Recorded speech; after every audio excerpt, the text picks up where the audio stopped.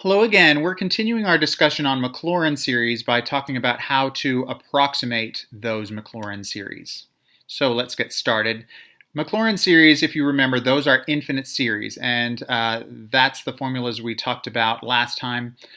But obviously we may not want to go to infinity to do this. We may want to say, okay, this term will get us close enough to what the actual function looks like. So we may only want to go to the nth term and just stop there. And this is what's called an nth degree Maclaurin polynomial. The difference between the series itself that goes on forever and the Maclaurin polynomial that stops somewhere, that difference between those two is called the error term, because that's how much the polynomial is off of the actual series.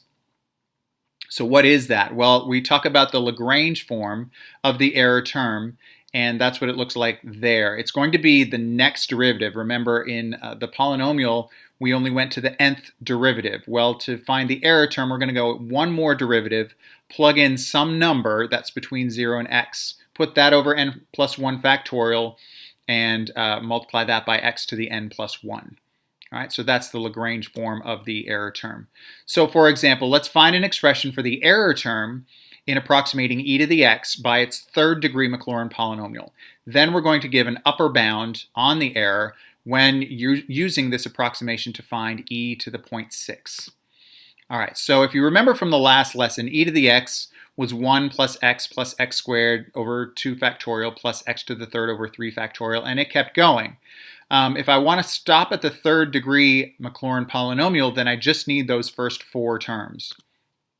So the error term is going to go one more derivative, so it's going to go to the fourth derivative at some c, some constant between 0 and x, multiplied by x to the fourth over 4 factorial. So that's just a formula that you need to know. You just need to know to go to the next derivative and use that number as your exponent of x and use it as the factorial in the bottom.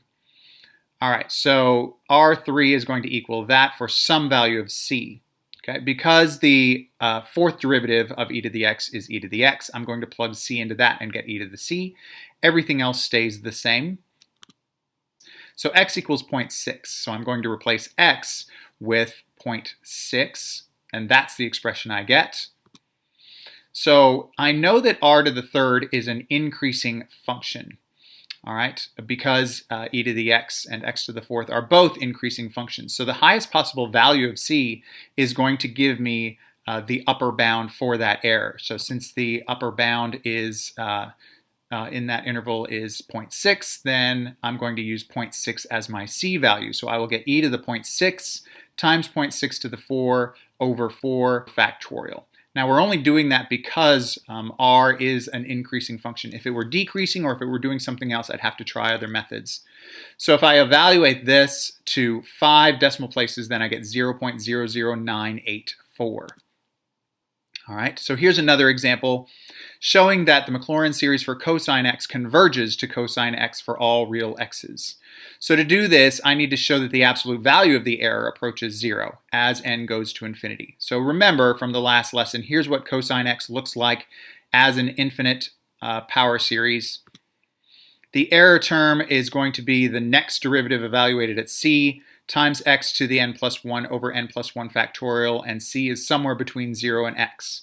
So what is the n plus first derivative? Well, I don't know. I know that it's one of sine x, cosine x, negative sine x, or negative cosine x, because those are the things that the derivative could be. It can't be anything else. But what I do know about those is that those functions never go higher than 1. So I know that the upper bound of those functions is 1. So what I can say is that the error formula, if I just replace the nth derivative with 1, I know that the error is going to be less than or equal to just x to the n plus 1 over n plus 1 factorial, treating that f to the n, or the nth plus 1 derivative, as something that's always going to be less than 1. All right. So since the limit of that error term as n goes off to infinity, since that is equal to 0, that means that the limit as n goes to infinity of just the error term is going to be less than or equal to 0. And it's obvious that since I'm taking the absolute value of an error term, that's going to be greater than or equal to 0, since absolute values only give me positive or 0 things. So since r, the error term, is between those two by the squeeze theorem, the limit as n goes to infinity would have to equal 0.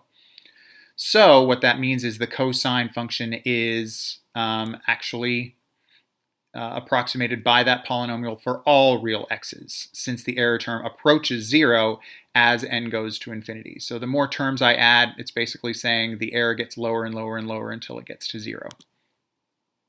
All right, and that is approximating Maclaurin series. That's this lesson. If you have any questions, please let me know, and I will see you tomorrow.